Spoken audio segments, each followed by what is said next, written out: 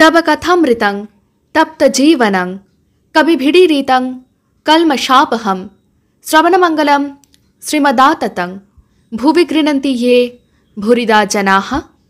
শ্রী শ্রী রামকৃষ্ণ কথামৃত। দক্ষিণেশ্বরে শ্রী রামকৃষ্ণ ভক্ত সঙ্গে এবং ঠনঠনে সিদ্ধেশ্বরী মন্দিরে গমন। দশম পরিচ্ছেদ।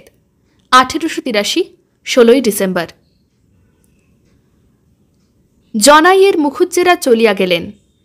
মণি ভাবিতেছেন, বেদান্ত দর্শন মতে সব স্বপ্নবৎ, তবে জীব জগৎ আমি এসব কি মিথ্যা?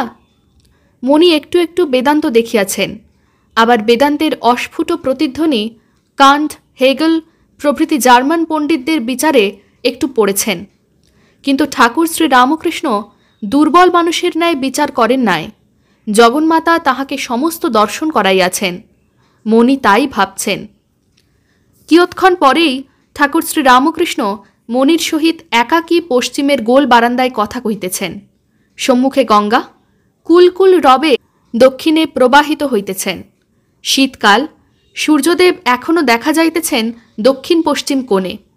যাহার জীবন বেদময়, যাহার শ্রীমুখ নিঃসৃত বাক্য বেদান্ত বাক্য, যাহার শ্রীমুখ দিয়া শ্রী ভগবান কথা কন, যাহার কথামৃত লইয়া বেদ বেদান্ত শ্রী ভাগবত গ্রন্থাকার ধারণ করে, সেই অহেতুক কৃপাসিন্ধু পুরুষ গুরুরূপ ধারণ করিয়া কথা কহিতেছেন। মণি: জগৎ কি মিথ্যা? শ্রী রামকৃষ্ণ: মিথ্যা কেন, ওসব বিচারের কথা। প্রথমটা নেতি নেতি বিচার করবার সময় তিনি জীব নন, জগৎ নন, চতুর্বিংশতি তত্ত্ব নন হয়ে যায়, এসব স্বপ্নবৎ হয়ে যায়।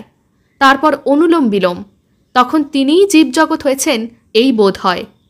তুমি সিঁড়ি ধরে ধরে ছাদে উঠলে, কিন্তু যতক্ষণ ছাদ বোধ ততক্ষণ সিঁড়িও আছে। যার উঁচু বোধ আছে তার নিচু বোধও আছে।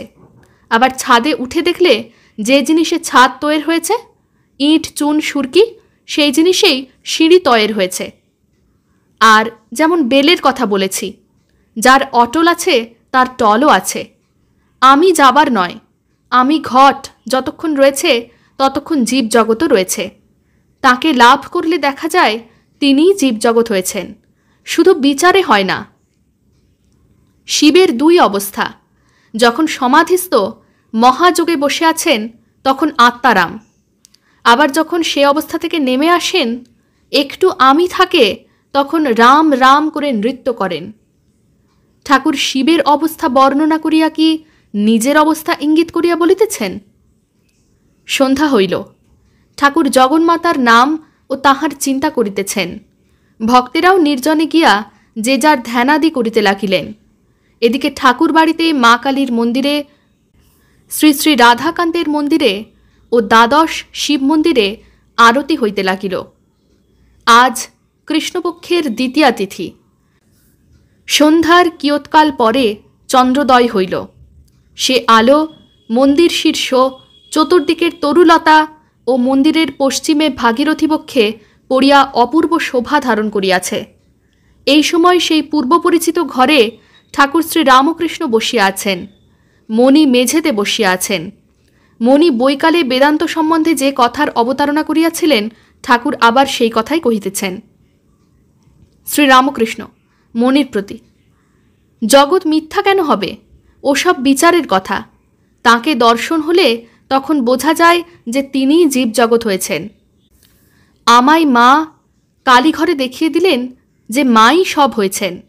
দেখিয়ে দিলেন সব চিন্ময়, প্রতিমা চিন্ময়, বেদী চিন্ময়, কোষাকুষি চিন্ময়, চৌকাঠ চিন্ময়, মার্বেলের পাথর সব চিন্ময়। ঘরের ভিতর দেখি সব যেন রসে রয়েছে, সচ্চিদানন্দ রসে। কালীঘরের সম্মুখে একজন দুষ্ট লোককে দেখলাম, কিন্তু তারও ভিতরে তার শক্তি জলজল করছে দেখলাম। তাই তো বিড়ালকে ভোগের লুচি খাইয়েছিলুম। দেখলুম মাই সব হয়েছেন, বিড়াল পর্যন্ত। তখন খাজাঞ্চি সেজবাবুকে চিঠি লিখলে যে ভট্টাচ মহাশয় ভোগের লুচি বিড়ালদের খাওয়াচ্ছেন। সেজবাবু আমার অবস্থা বুঝত। পত্রের উত্তরে লিখলে, উনি যা করেন তাতে কোনো কথা বলো না। তাকে লাভ করলে এইগুলি ঠিক দেখা যায়। তিনি জীব জগৎ চতুর্বিংশতি তত্ত্ব হয়েছেন। তবে যদি তিনি আমি একেবারে পুছে দেন, তখন যে কি হয় মুখে বলা যায় না। রামপ্রসাদ যেমন বলেছেন, তখন তুমি ভালো কি আমি ভালো সে তুমিই বুঝবে। সে অবস্থাও আমার এক একবার হয়। বিচার করে একরকম দেখা যায়, আর তিনি যখন দেখিয়ে দেন তখন আর এক রকম দেখা যায়। ওং নিরঞ্জনং নিত্যম অনন্তরূপম ভক্তানুকম্পাধৃতবিগ্রহং বৈ ঈশাবতারং পরমেশমেঢ্যং তং রামকৃষ্ণং শিরসা নমামঃ। শ্রীরামকৃষ্ণ अर्पणमस्तु।